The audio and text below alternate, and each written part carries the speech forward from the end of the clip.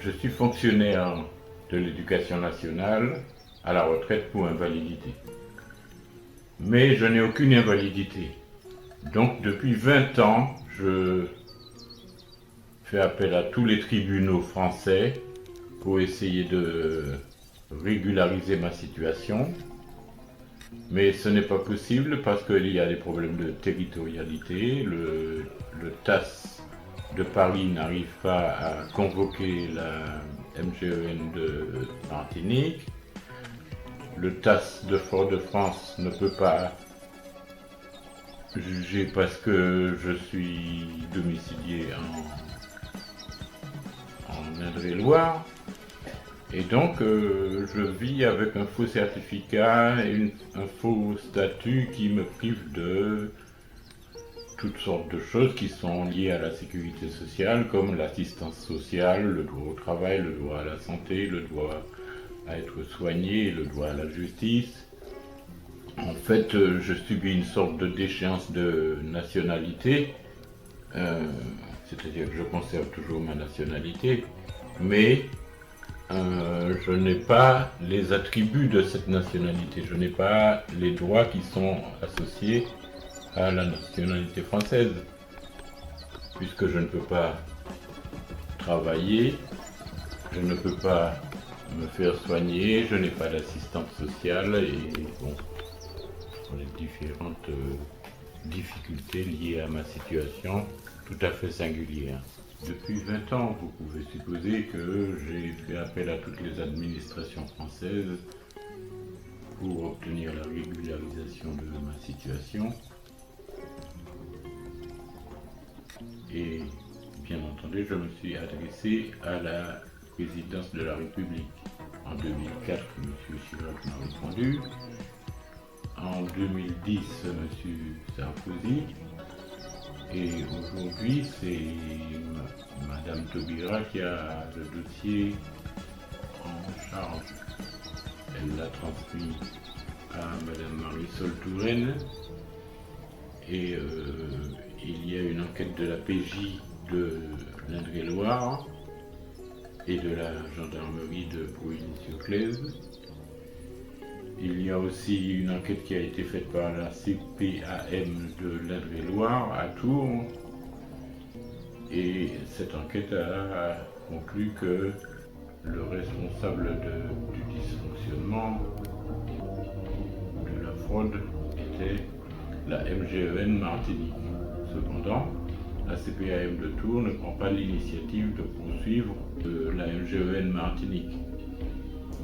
D'autant que la MGEN Martinique, à 3 reprises, a déjà refusé de se rendre à l'injonction du tribunal des affaires de sécurité sociale de Paris, qui l'a convoqué 3 fois de suite en vain. Alors on sait que la convocation devant le tribunal des affaires de sécurité sociale n'est pas une invitation, c'est un devoir, il me semble. De même que les fraudeurs utilisent de faux certificats médicaux pour tromper la sécurité sociale utilise de fausses expertises médicales pour donner accès à des gens qui n'ont pas droit à une retraite pour invalidité. Ainsi, vous pouvez avoir une retraite pour invalidité payable par l'État français sans pour cela avoir une invalidité. En autorisant les autorités sociales de la Martinique à produire des expertises qui sont en contradiction avec le comité médical supérieur, le ministère de la Justice autorise des dysfonctionnements qui se manifestent par le fait que des fonctionnaires sont mis à la retraite d'office pour invalidité, même si la personne qui produit cette fraude sait un chef de service de la sécurité sociale, il doit respecter les règles de la sécurité sociale.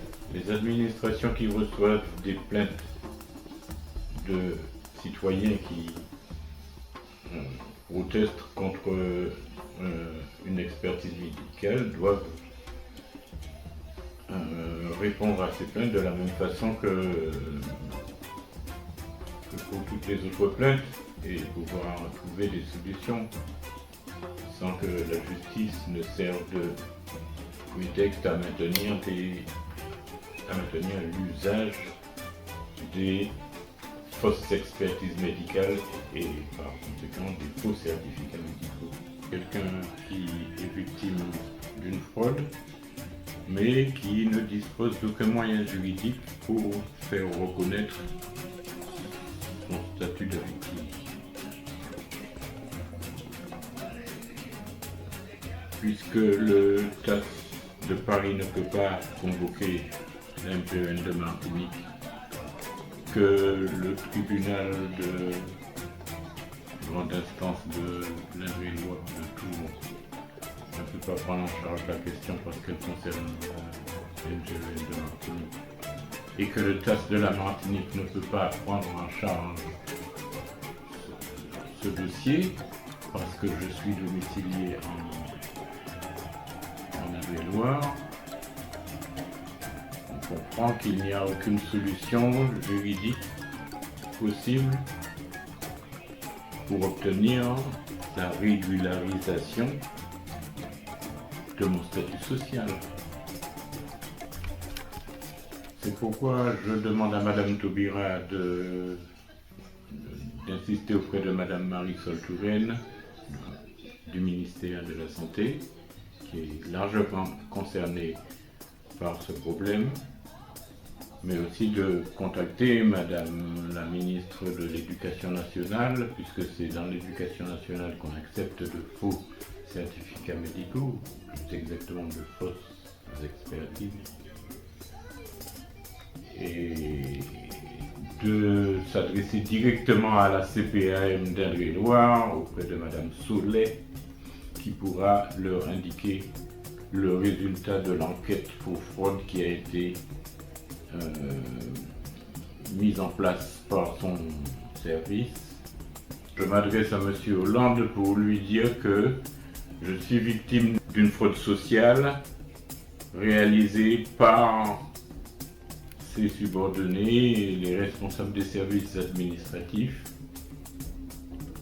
Et donc, après la réponse que m'a apportée M. Jacques Chirac, après celle de M. Nicolas Sarkozy, j'attends une réponse de M. Hollande concernant la régularisation de ma situation et des informations sur l'usage des fausses expertises médicales dans le traitement des dossiers de la fonction publique.